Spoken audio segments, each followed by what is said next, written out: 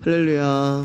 네, 에코 꺼주시고요. 네, 하나님의 말씀은 마태복음 오늘은 14장, 지난주에 이어서 두 번째 시간 갖겠습니다. 13절부터 21절까지의 말씀, 마태복음 14장 13절에서 21절까지의 말씀입니다. 제가 한 절, 여러분 한 절, 마지막 절은 합독하겠습니다. 예수께서 들으시고 배를 타고 떠나사 따로 빈돌에 가시니 무리가 듣고 여러 고을로부터 걸어서 따라간지라. 예수께서 나오사 큰 무리를 보시고 불쌍히 여기사 그 중에 있는 병자를 고쳐주시니라. 저녁이 되매 제자들이 나와 이르되 이곳은 빈돌이요 때도 이미 저물었으니 무리를 보내어 마을에 들어가 먹을 것을 사 먹게 하소서. 예수께서 이르시되 그것보다 우리가 먹을 것을 주라. 제자들이 이르되 여기 우리에게 있는 것은 떡 5개와 물고기 2마리뿐이니이다. 이르시되 그것을 내게 가져오라 하시고 무리를 명하여 잔디에 앉히시고 떡 5개와 물고기 2마리를 가지사 하늘을 우러러 축사하시고 떡을 떼어 제자들에게 주시매 제자들이 무리에게 주니 다 배불리 먹고 남은 조각을 또 바구니에 채게 거두었으며. 같이 읽도록 하겠습니다. 먹은 사람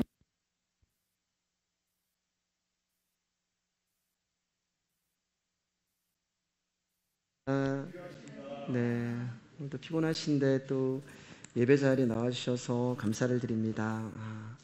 오늘 우리가 나눌 말씀은 이제 오병이어에 관한 말씀을 나눌 거예요.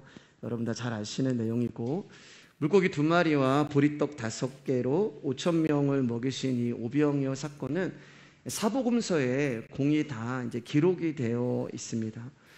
권영기 집사님, 네, 오셨군요.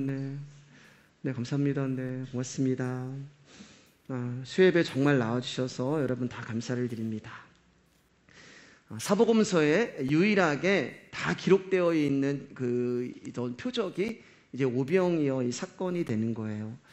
우리가 이제 표적이라는 말, 이적이라고 하는 그 말은 사인이라는 뜻이 있어요. 세메이온이라는 그런 말로써 이제 표지판, 이정표. 이리로 가면은 몇 킬로가 있다라고 해서 우리가 그 표지판을 보고 거기가 이제 얼마 남았구나라는 것을 알 수 있는 것처럼 표지판에 집중하는 것이 아니고 그 표지판이 가리키고 있는 그 목적지를 바라보는 게 표적과 이적의 의미가 되는 거예요. 그러니까 예수님이 사복음서에 많은 표적을 베푸셨잖아요. 귀신도 쫓아내고 죽은 자도 살리고 병든 자도 고치시고. 그러니까 우리가 거기에 집중을 하시는 게 아니라 성경은 그것을 통하여서 우리 가운데 주시고자 하시는 그 복음의 목적지 되시는 예수 그리스도가 누구인지에 대해서 성경은 표적을 통하여 말씀하고 있는 거예요.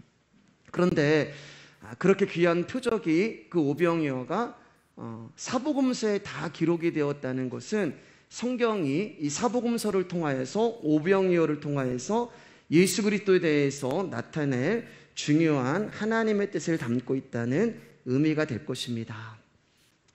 사람이 살아가는 데 있어서 가장 중요한 것이 생존에 관한 문제이잖아요. 그래서 저와 여러분들은 항상 자기가 생존하는 데 있어서 무엇이 유리한 것인가, 무엇이 불리한 것인가를 생각하며 살아갑니다. 지난주에 우리가 이제 헤롯과 세례 요한에 대해서 말씀을 나눴는데, 헤롯은 자신의 죄를 지적하는 세례 요한을 죽이려고 했지만 요한을 선지자로 여기는 백성들이 두려워 실행하지 못하죠. 백성들을 잘 통치하여 자신이 다스리는 지역을 평안하게 하고 부강하게 만드는 것이 로마 황제의 신임을 살 수 있는 길이었는데, 백성들의 마음을, 민심을 놓쳐버리면 헤롯이 거기서 더 이상 정치적인 생명이 끝날 수밖에 없기 때문에 세례 요한을 죽이고 싶지만 그러지 못하는 상황 가운데 놓여 있었습니다. 그런데 백성들에 대한 두려움을 초월하여 결국 세례 요한을 죽이게 하는 강력한 힘이 나타났다고 얘기했는데, 지난주에 제가 그것을 자존심이라고 말씀을 드렸어요. 헤롯은 신하들과 사람들 앞에서 살로메가 춤을 추고 네가 원하는 모든 것을 내가 다 해주겠다라고 자신의 입으로 맹세하고 내뱉었단 말입니다. 그리고 자신의 신하들도 있었고 자신의 밑에 사람들 그 가운데 있었는데 그 말을 지키지 못하는 것으로 인하여 자신의 생존이 흔들릴 수도 있다고 생각을 하여 세례 요한을 죽이게 됐습니다. 그러나 여러분, 누구든지 헤롯의 위치에 있다면 그럴 수밖에 없었을 거예요.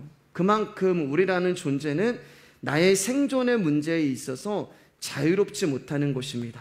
그래서 어떤 것이 나의 생존에 도움이 되고 어떤 것이 나의 생존에 불리한가를 따지며 인생을 살아갈 수밖에 없는 존재가 연약한 저와 여러분이 되는 거예요. 그래서 사람이라고 하는 존재는 항상 자신의 생존에 관한 입장과 주변의 상황들에 이끌려서 끌려갈 수밖에 없는 존재가 우리예요. 이런 우리를 예수 그리스도가 찾아오셔서 말씀이라는 진리의 허리띠를 채우고 당신이 원하시는 목적지로 끌고 가는 거예요. 그러니까 여러분, 우리의 인생이 얼마나 힘들겠어요. 모든 사람이 다 예를 들어서 왼쪽의 진리라고 하는, 그게 맞다고 하는 그 길로 가는데 저와 여러분만 오른쪽으로 가고 있는 그런 모습이 되는 거예요. 그 여러분, 쉬운 길이 아니죠. 여러분, 제가 질문 하나 드려볼게요. 그렇다면 우리가 오늘 이렇게 예배하고 말씀을 듣고 있는데 예수 그리스도는 여러분의 생존에 도움이 되실까요? 우리가 조금 전에 불렀던 십자가에 관한 그 십자가는 저와 여러분의 생존에 도움이 되실까요? 또 이 밤에 몸이 피곤하심에도 불구하고 새벽에도 나오시고 밤에도 나오셔서 말씀을 듣고 계시는 여러분들은 이 말씀이 여러분이 생존하는 것에 있어서 도움이 되실까요? 정답을 말씀을 드리면 도움은커녕 내가 살아가는 것 가운데 오히려 불필요한 것들이 될 수 있어요. 사실 성경에서 우리의 생존에 도움이 되는 것은 찾아볼 수가 없습니다. 왜냐하면 복음이라는 것은 우리의 생명을 다루는 것이지 우리의 생존을 다루는 것이 아니기 때문에 그래요. 예수님은 우리에게 영생이라는 생명을 주시기 위해서 십자가에 죽으신 것이지 우리의 생존을 위해서 이 땅에 오신 분이 아니시기 때문에 그렇습니다. 그렇기 때문에 나의 생존을 위하여 거기에 매달려서 살아가는 사람들은 사실은 복음이 별 가치가 없는 거예요. 쓰레기와 발에 차이는 돌멩이와 같을 수밖에 없는 것입니다. 그러니까 우리가 오늘 이제 오병이어라는 말씀을 이제 나눌 텐데 이 오병이어를 어떤 나의 생존의 문제로 접근을 해버리고 배고픔의 문제로 접근을 해버리면은 그저 예수 그리스도는 나의 배고픔을 해결해 주시는 분, 나의 가장 생존의 원초적인 그런 문제를 해결해 주시는 분으로 끝나버리는 거예요. 그것을 위해서 이 땅에 오신 분이라는 결론을 내리게 되는 것입니다. 사랑하는 여러분, 성도는요 생명을 봐야 하는 거예요. 말씀을 통하여서 생명을 봐야 되고 예수님을 통하여서 생명을 봐야 하는 것입니다. 그러면 이제 이런 질문이 이제 들죠. 그럼 목사님, 생존을 포기하라는 건가요? 그렇지 않습니다, 여러분. 저희가 무슨 생존을 포기하고 다 산에 올라가서 막 그렇게 주님 오실 날만 기다리자, 그것은 잘못된 거예요. 마태복음 6장 31절 32절입니다. 크게 시작. 그러므로 염려하여 이르기를 무엇을 먹을까 무엇을 마실까 무엇을 입을까 하지 말라. 이는 다 이방인들이 구하는 것이라. 너희 하늘 아버지께서 이 모든 것이 너희에게 있어야 할 줄을 아시니라. 우리의 생존은 여러분 하나님이 책임지시는 것이지 우리의 책임으로 임하는 것이 아니에요. 그분이 나의 삶을 인도하시는 대로 그냥 저와 여러분들은 그 일용할 양식 하나 붙들고 하루하루 살아가시면 되는 거예요. 우리가 원하는 생존을 욕심부리지 말고 하나님이 살게 해주시는 생존에 충실하게 살아가면 되는 것입니다. 그러니까 우리의 문제는 뭐냐면 자신이 원하는 생존을 포기하지 않고 항상 주님 앞에 그 생존의 문제를 가지고 오기 때문에 생명으로 오신 예수 그리스도를 만날 수가 없는 거예요. 그분은 생존을 위해서 오신 분이 아닌데 나는 항상 생존의 문제를 가지고 오고 그분은 항상 생명이라는 답을 가지고 오거든요. 그렇기 때문에 여러분, 그저 하나님이 오늘 우리 가운데 은혜를 주셨으면 그 은혜 아래에서 하루 살아가시고, 또 어떤 날은 괴로움을 하나님께 허락하셨다면 그 괴로움 가운데 하나님 말씀하시는 것을 들으시고, 또 어떤 날은 내가 생각하지도 않은 것이 내 손에 쥐어졌다면 그걸로 여러분 마시는 것도 사 드시고, 그렇게 주님이 내 인생 가운데 하루하루 허락해 주는 그 삶을 여러분들이 믿음으로 살아가시면 되는 것입니다. 자, 그럼 이제 오늘 말씀 한번 들어가 볼게요. 13절 말씀입니다. 시작. 예수께서 들으시고 배를 타고 떠나사 따로 빈들에 가시니 무리가 듣고 여러 고을로부터 걸어서 따라간지라. 여기 보면 이제 예수님이 들으셨다라고 하시잖아요. 그럼 무엇을 들으셨을까? 지난주에 세례 요한이 참수형을 당하잖아요. 그래서 세례 요한의 목이 어떻게 해서 잘렸다라고 하는 그 이야기를 들으신 거예요. 그래서 예수께서 들으시고 세례 요한이 죽었다는 이야기를 듣자 예수님은 배를 타고 빈들로 나아가시는 거예요. 왜 빈들로 가셨을까? 세례 요한은 여러분 마지막 선지자라고 얘기했죠. 구약의 마지막 선지자고 구약이 마감되었다는 것이 세례 요한의 죽음으로 성경은 상징적으로 말씀하고 있는 거예요. 그러니까 구약이 끝났고 옛것이 끝났고 이제 새것이 시작하는 거예요. 신약이 시작하는 것이고 빈들에서 회개하라 천국이 가까이 왔느니라 라고 외쳤던 세례 요한이 죽고 그 빈들에 그가 외쳤던 천국이신 예수 그리스도가 거기서 이제 시작을 하시는 거예요. 출발을 하시는 거예요. 근데 그 출발이 뭐냐? 오병이어란 말이에요. 그러니까 오병이어를 통해서 이제 예수님께서 하나님 나라가 이런 거야 라는 것을, 신약이 이런 거야, 새 것이 이런 거야 라는 것을 알려주시기 원하는 것입니다. 우리 14절 15절 말씀이에요. 시작. 예수께서 나오사 큰 무리를 보시고 불쌍히 여기사 그 중에 있는 병자를 고쳐주시니라. 저녁이 되매 제자들이 나와 이르되 이곳은 빈들이요 때도 이미 저물었으니 무리를 보내어 마을에 들어가 먹을 것을 사 먹게 하소서. 빈들로 나가셨어요. 광야로 나가셨습니다. 큰 무리가 여러 고을로부터 예수님의 소문을 듣고 따라오게 됐고, 예수님은 그들의 다른 복음서를 보면은 목자 없는 양 같은 모습을 보면서 그들을 고쳐주세요. 병든 것을 보고 고쳐주시는 게 아니고 목자 없는 것을 보시고 불쌍한 마음에 그들을 고쳐주십니다. 그렇게 많은 사람들이 모였어요. 그런데 이제 시간이 지나고 저녁이 되었습니다. 근데 제자들이 뭐라고 얘기하냐면은 이곳은 빈들이요 이렇게 이야기하는 거예요. 예수님께. 예수님 지금 여기는 빈들이에요. 무슨 말이에요? 아무것도 없다는 뜻이에요. 그리고 한두 명이 아니고 5,000명이, 남자만 5,000명이 넘는 사람들이 모였기 때문에 시간이 저녁이 되었기 때문에 그들의 배고픔을 자신들은 해결할 수 있는 방법이 없기 때문에 예수님께 가지고 나온 방법이 뭐였냐? 예수님, 이들로 하여금 각자 돌아가서 저녁을 해결하고 오도록 말씀해 주십시오. 어쩜 이게 굉장히 현명한 방법이 되는 것입니다. 여러분, 여기에 이제 빈들이라고 했잖아요. 그 성경은요. 그러니까 사람으로서는 방법이 없는 거예요. 사람으로서는 이 사람들을 먹일 수 있는 방법이 없는 거예요. 그게 빈들인 것입니다. 나로서는 방법이 없는 것. 우리는 자신도 모르게 종교의 틀 안에서 적당히 통제되며 자신도 모르게 나라는 존재의 겉옷을 껴입고 내가 누구인지도 모른 채 살아갈 때가 있어요. 그렇게 살아가요. 나의 이름, 나의 직분, 또 나의 조직이라는 어쩔 수 없는 나의 바운다리라고 하는 그 한계에 갇혀서 나라는 존재를 감추면서 살아가요. 우리 겉옷과 배웠잖아요. 겉옷을 입고 있기 때문에 그 사람이 속옷을 입고 있는지 안 입고 있는지는 몰라요. 우리는 그 겉옷만 보고 그 사람을 판단한단 말입니다. 그런데 하나님이 우리를 어디로 부르시냐면 때때로 빈들로 부르시는 거예요. 빈들에는 우리가 할 수 있는 방법이 아무것도 없어요. 빈들은 아무도 없습니다. 나를 통제하는 사람도 없고 내 이야기를 들어주는 사람도 없고 나를 쳐다보는 사람도 없고, 그러면 어떤 모습이 나타나요, 여러분? 아무도 나를 보는 사람이 없단 말이에요. 그러면 가장 나의 정직한 모습이 드러나는 곳이 빈들이 되는 거예요. 사람들하고 있을 때는 저 사람이 나를 어떻게 생각을 할까?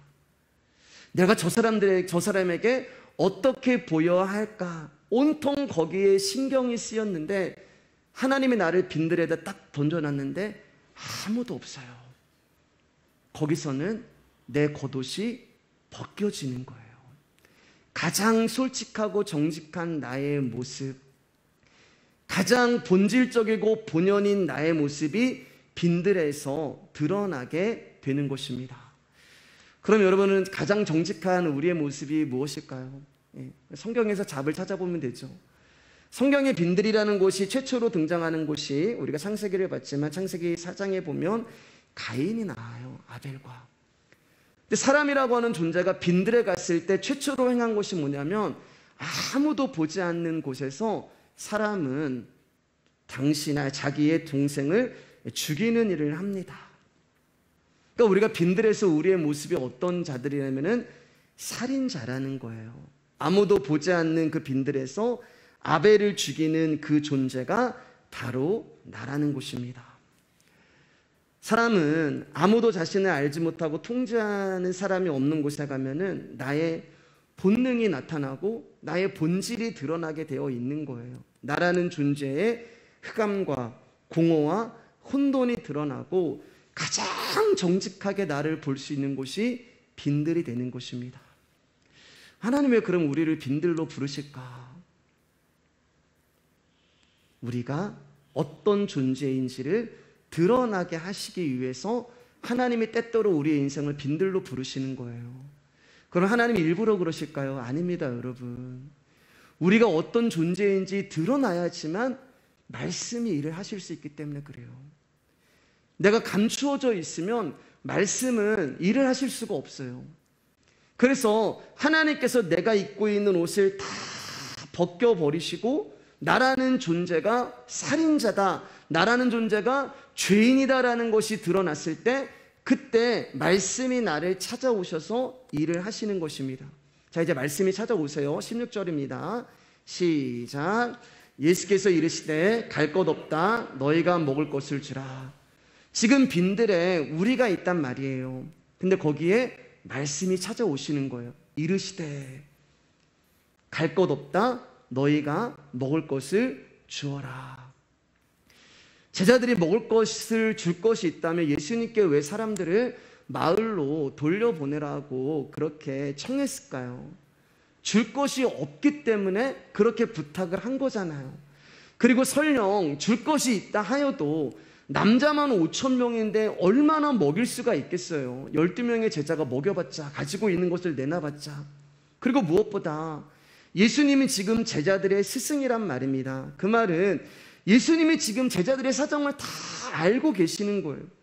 그 말은 제자들이 아무것도 없는 상태이기 때문에 줄 수도 없는 상태라는 것을 예수님이 분명히 알고 계신데 예수님의 말씀이 떨어지는 거예요. 빈들에서 내가 어떤 존재인지 지금 그 말씀이 내 겉옷을 벗기시는데 너희가 먹을 것을 줘라. 율법이 떨어집니다. 명령이 떨어지는 거예요. 여러분, 수도 없이 했던 말이죠. 율법이 하는 일이 뭐예요, 여러분? 율법은 우리가 어떤 존재인지를 드러나게 해주는 일을 하는 게 율법이에요.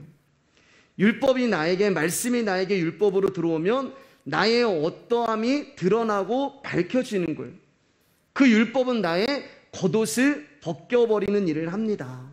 제자들은 가진 것이 없었기 때문에 무리들에게 먹을 것을 줄 수 없는 상태인데 율법은 뭐라고 이야기하면은 줘라라고 얘기하는 거예요.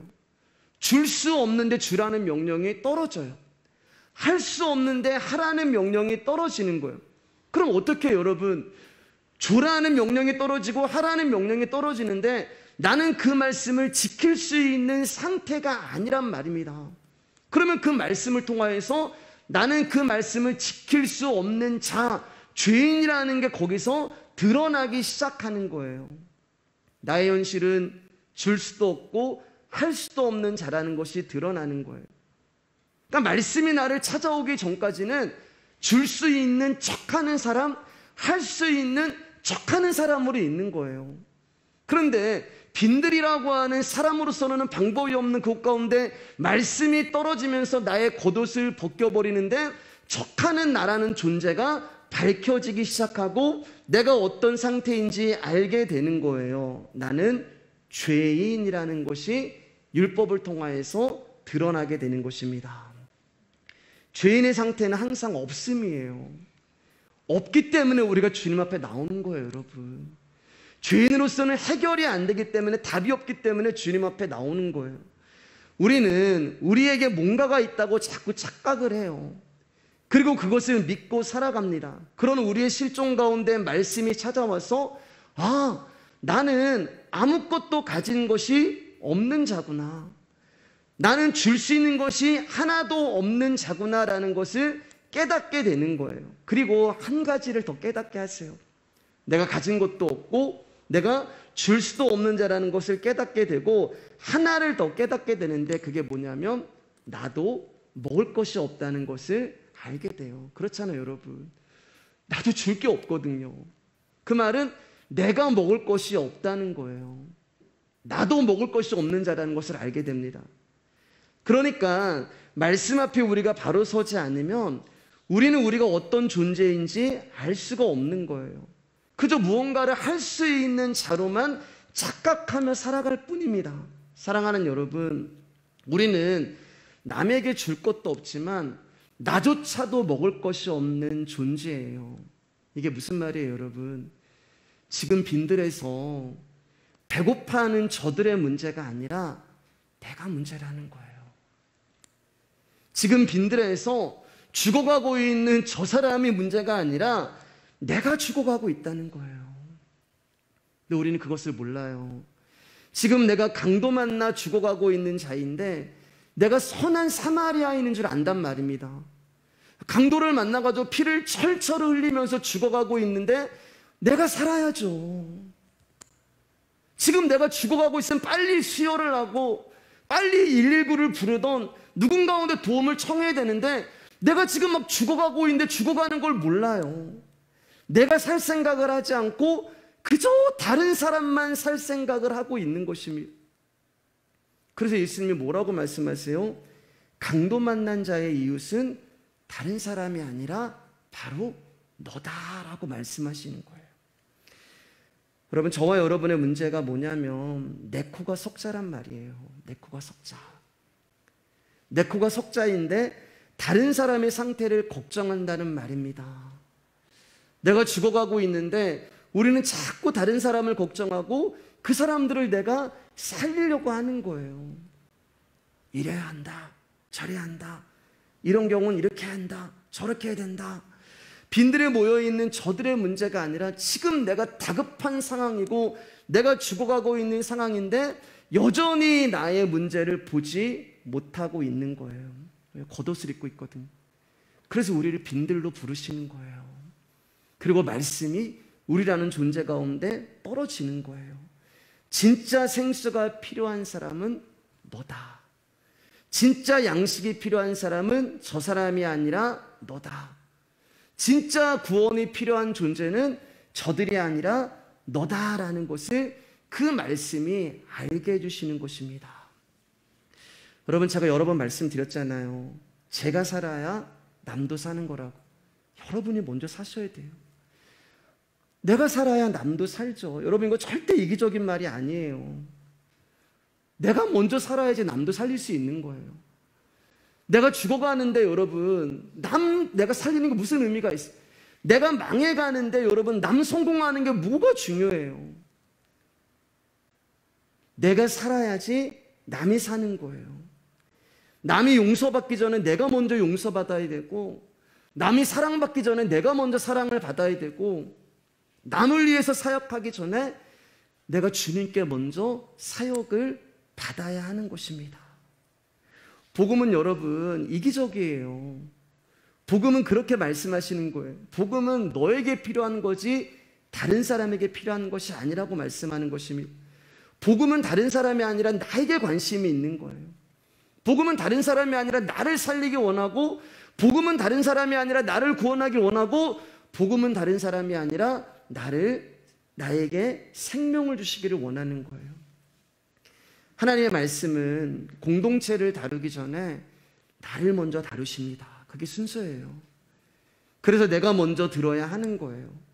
내가 먼저 말씀 앞에서 다루심을 받지 않으면 공동체는 없는 것입니다. 여러분, 제가 부족하지만 말씀 위의 교회 하나님께서 말씀을 전할 수 있는 자리에 저를 세워주셨잖아요. 제가 살아야지 여러분이 사는 거예요. 하나님이 예수 그리스도라는 생명을 저에게 부어주셔야지만 제가 여러분에게 예수 그리스도라는 생명을 나누어 줄 수가 있는 것입니다. 하나님이 저에게 말씀을 부어주셔야지만 제가 여러분 가운데 하나님의 말씀을, 생명을 나누어 드릴 수가 있는 거예요. 그래야지 여러분도 살고 교회도 사는 거예요. 그 역설로 이야기하면 여러분, 제가 죽으면 교회도 죽고 여러분이 죽는 거예요. 마찬가지로 이야기는 여러분이 살아야 저도 사는 것입니다. 여러분이 살아야 저도 사는 것이고 여러분이 살아야 우리 교회도 사는 거예요.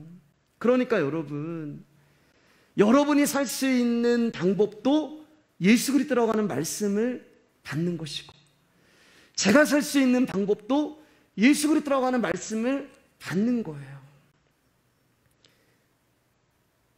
그냥 애쓰지 않으셨으면 좋겠어요.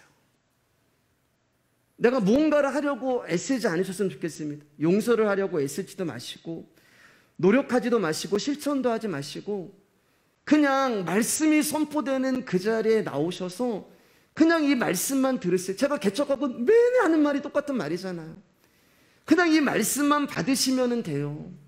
그 말씀 안에 들어있는 그분의 사랑을 받으시고, 그 말씀에 들어있는 그분의 용서를 받으시고, 그 말씀 안에 들어있는 그분의 은혜만 받으시면 됩니다. 그러면 하나님의 말씀은 살아있고, 그 살아있는 하나님의 말씀이 저와 여러분의 심령 안에 들어와서 우리를 기경하시고 경작하시고 우리를 부수시고 우리를 깨시면서 결국 저와 여러분들을 보물로 만들어 버릴 거예요. 그러니까 다른 거 신경 쓰지 마시고 지금 내가 하나님과의 관계에서 어떠한 관계 가운데 있는가, 내가 지금 하나님의 말씀 앞에 어떠한 존재로 서 있는가, 거기에만 신경을 쓰시기를 주님의 이름으로 축복합니다.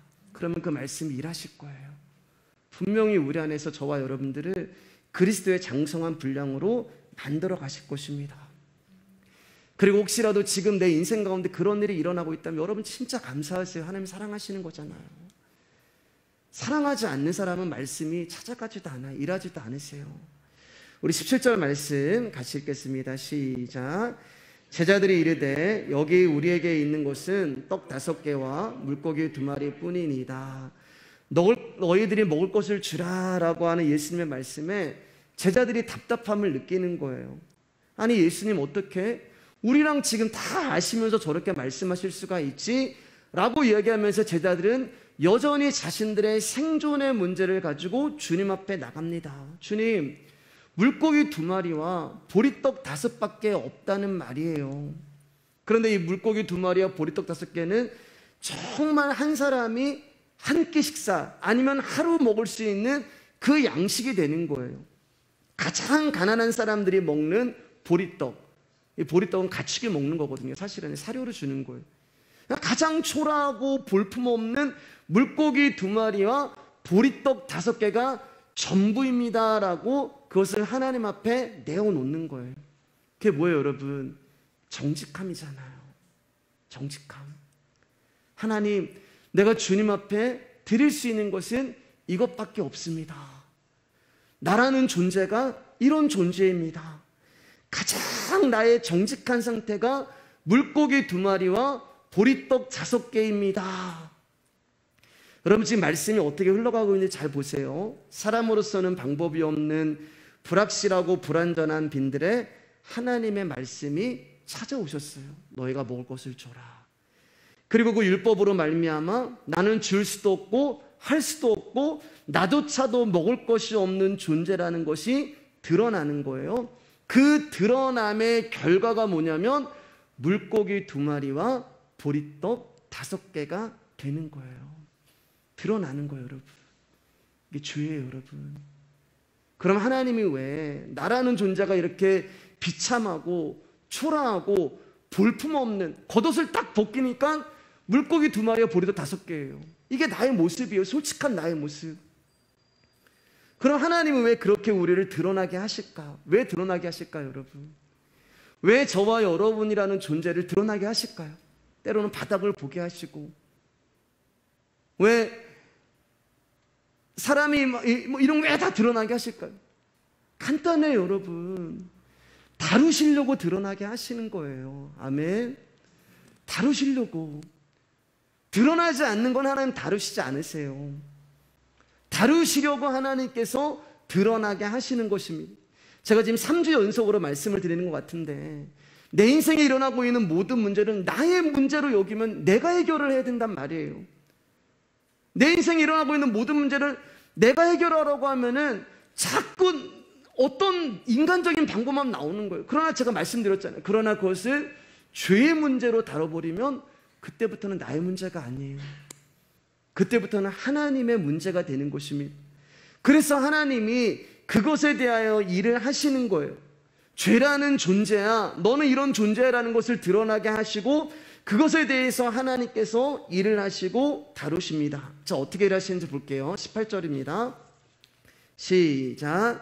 이르시되 그것을 내게 가져오라 하시고, 여기 보면 또 이르시되가 나와요. 그죠? 두 번째, 하나님의 말씀이 떨어집니다. 첫 번째 하나님의 율법은 나라는 존재가 어떤 존재인지를 드러나게 하는 거예요. 할 수 없는 존재, 죽음의 존재, 줄 수도 없고 나조차도 먹을 수 없는 물고기 2마리와 보리떡 5개 같은 존재가 나의 존재라는 것이 드러나요. 근데 거기에 말씀이 다시 찾아가시죠. 옛것이라고 하는 그 말씀 가운데 새것이라고 하는 생명의 말씀이 찾아가는 거예요. 뭐라고요? 그것을 내게 가져오라. 혹시 지난주 말씀 기억나세요, 여러분? 세례 요한의 제자들이 세례 요한을 장사 지내고 어떻게 하셨어요? 예수께 아뢰니. 우리의 방법은 그분께 아뢰는 것밖에 없어요. 예수님이 뭐라고 얘기했어요? 물고기 2마리와 보리떡 5개를 가지고 와라. 우리라고 말씀드렸잖아요. 너라는 존재를 가지고 와라. 너의 그 죄의 문제를 가지고 와라. 그럼 이제 어떤 일이 일어나는 거예요? 우리의 문제가 아니에요, 여러분. 가지고 오라는 것은 그분이 그 문제를 당신 앞에 달라고 말씀하는 거예요. 빈들에서 우리는 나로서는 방법이 없는 것입니다. 그래서 물고기 2마리와 보리떡 5개인 쇳덩어리인 내가 그분께 드려줘야 되는 거예요. 자, 19절에 같이 읽겠습니다. 시작. 무리를 명하여 잔디에 앉히시고 떡 5개와 물고기 2마리를 가지사 하늘을 우러러 축사하시고 떡을 떼어 제자들에게 주시매 제자들이 무리에게 주니. 자, 보세요, 여러분. 그것을 가지고 와라. 그리고 나서 여기서는 떡 5개와 물고기 2마리를 가지사. 그럼 무슨 일이 일어난 거예요, 여러분? 저와 여러분의 문제를 하나님이 가져가신 거예요. 저와 여러분이라고 하는 그 쇳덩어리의 존재를 그분의 손바닥에 그분이 놓으신 거예요. 물고기 2마리와 보리떡 5개는 할 수 없는 나의 불능, 나의 불완전함, 나의 무능함이, 나의 쇳덩어리 모습이 예수 그리스도의 손 위에 올라간 것입니다. 그때 어떤 일이 일어나는 거예요? 그분과 내가 하나가 되고 연합이 됨으로 말미암아 살아나는 거예요. 그러니까 저도 살고 여러분들도 살 수 있는 유일한 길은 말씀밖에 없는 거예요. 그분의 말씀이 물고기 2마리와 보리떡 5개인 나라는 존재 안에 찾아오셔서 내 안에서 생명이 되어 주셔야지만 살아나게 되는 것입니다. 오병이어라는 불가항력적인 존재가 그분의 손에 들려진 거예요. 여러분 생각해 보세요. 남자만 5,000명인데 물고기 2마리와 보리떡 5개로 무엇을 할 수가 있겠어요? 어떤 분은 이 말씀을 가지고 자꾸 이제 건축헌금에서 뻥튀기 말씀을 하시는데, 하나님이 우리의 보잘것없는 믿음을 보시고, 이거는 여러분 보잘것없는 믿음이 아니라 보잘것없는 거예요. 우리 안에 있는 얕은 마음이 여기 있는 거잖아요. 나의 믿음을 드리고 나의 생명을 드리고 나의 전부를 드립니다 라고 입술로 고백하면서 고작 우리가 내놓는 것은 물고기 2마리와 보리떡 5개밖에 안 되는 거예요. 그러면서 하나님 여기에 축사하시고 5,000명을 그거는 여러분 정말 우리의 이기적인 욕망과 욕심이 들어가 있는 거잖아요. 하나님 속이는 거예요. 하나님이 기만하는 것이고 솔직히 하나님이란 존재를 믿지 않는 것입니다. 제가 이번 주도 제 개인적인 얘기를 했는데 오늘도 한 번 더 들어주세요, 여러분. 제가 개척하고 지금까지 이제 살아오면서 한 달 한 달 돌아볼 때마다 진짜 하나님의 은혜로 사는구나라는 것을 보게 됩니다. 여러분 절대 오해하지 마세요. 사실 교회에서 주시는 생활비로는 저희 가족이 사실은 살아가기에 빠듯할 때도 있고 모자랄 때도 있어요. 그러나 지금 그 말씀 드리는 게 아니에요. 그런데 하나님이 한 달 한 달 지금까지 우리의 인생과 그 삶을 보면은 개척하고 하나님이 정말 입히시고 먹이시고 나와 함께 하시는가를 제가 어디서 사역할 때보다 더 많이 경험을 하는 거예요. 저도 한 가정의 가장이고 생존에 관한 책임과 불안감을 느껴요. 여러분들이 느끼는 걱정과 염려를 저도 똑같이 안고 살아갑니다. 그런데 하나님이 제 증인이신데 제가 개척과가 한 번도 저희 가정에 필요한 재정에 대해서 기도해 본 적이 없어요. 그러면 하나님 늘 채워주시나? 아니요. 여러분 채워주시나요 하나님이?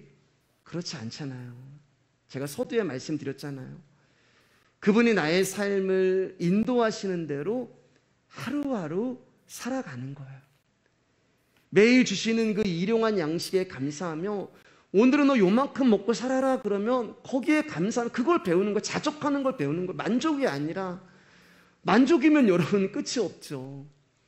내가 이 모든 것에 일체 자족하는 비결을 배웠노라.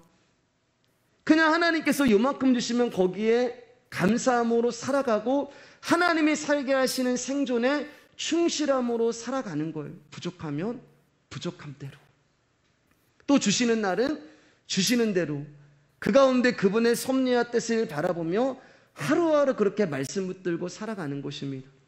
힘들 때도 있고 어려울 때도 있고, 그러나 여러분 그것이 절대 저를 흔들 수가 없어요. 왜냐하면 저의 힘은 돈이 아니에요, 여러분. 그것을 개척하고 더 알게 되는 거예요.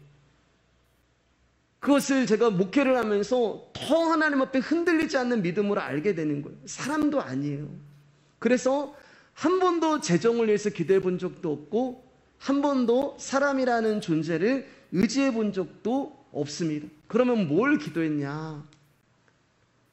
개척해서 지금까지 제가 하나님 앞에 기도하는 내용은 딱 하나예요, 여러분.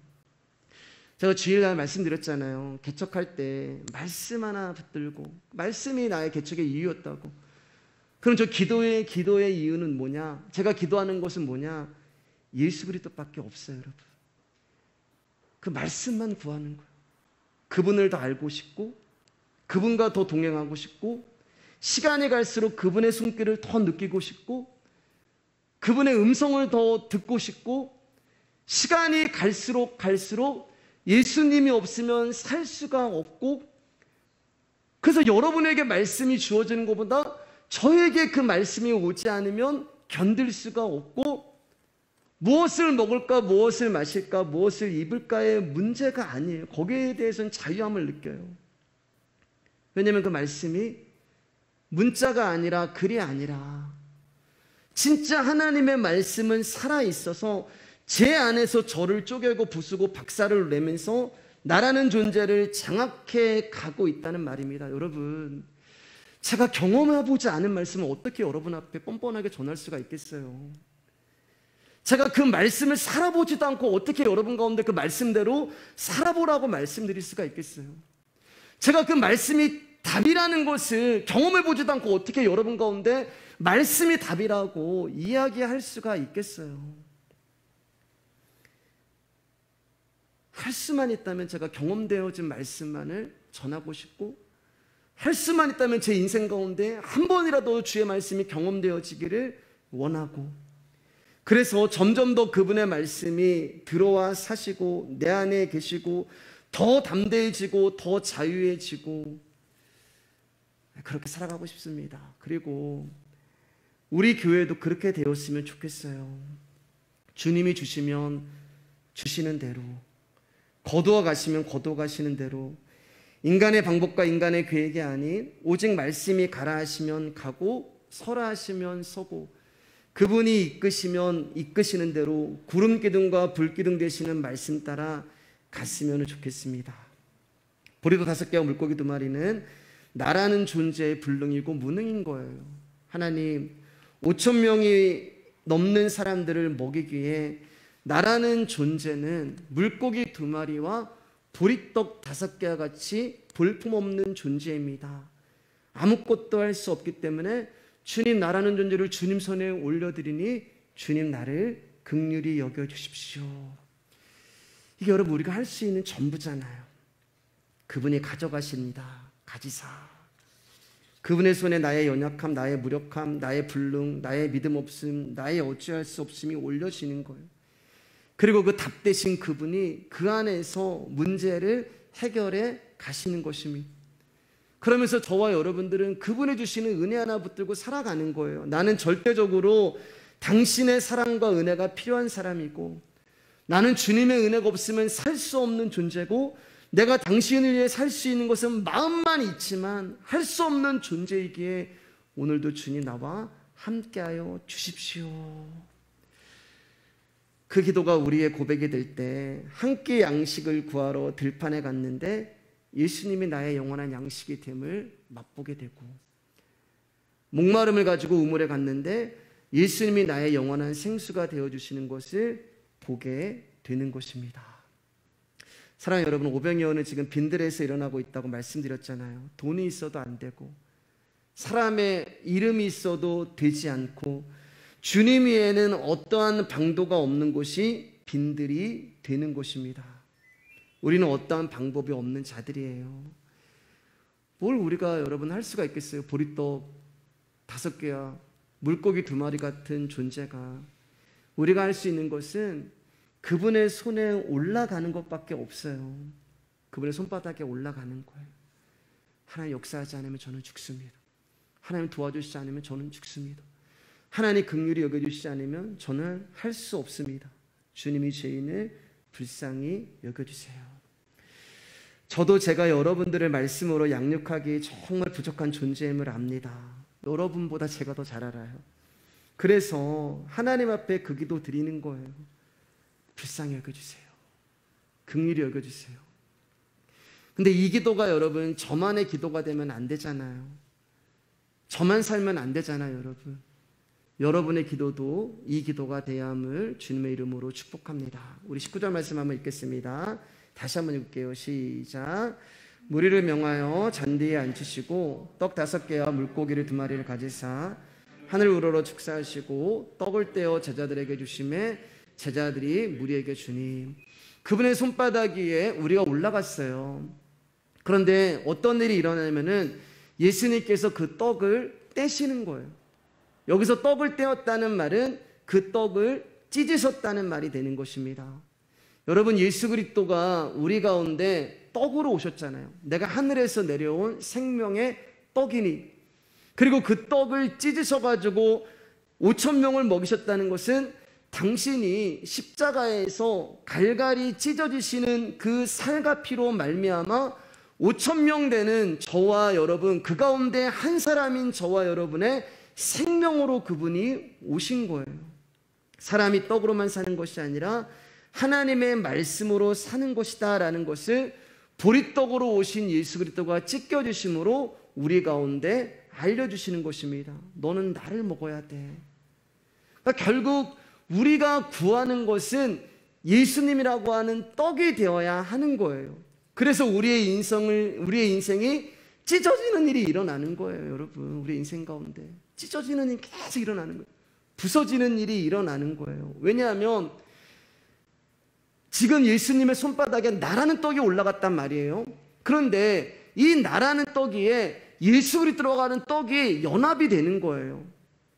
지금 예수님의 손바닥 위에 나라는 존재의 떡이 올라갔는데 이 떡 위에 예수라는 떡이 지금 연합이 되는 것입니다. 나라는 떡 안으로 한 알의 밀알이 죽음으로 말미암아 구원이 일어나는 거예요.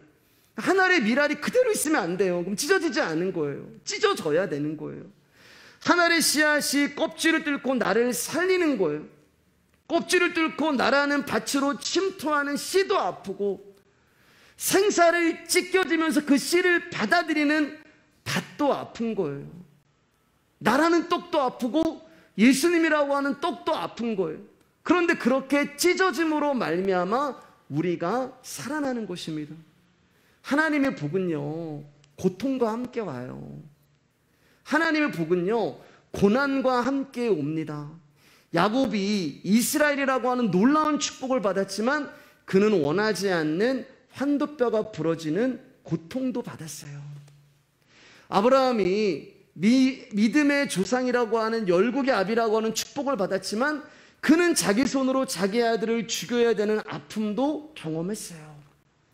하나님의 복도 오지만 동시에 고난도 오고 고통도 오고 실패도 와요.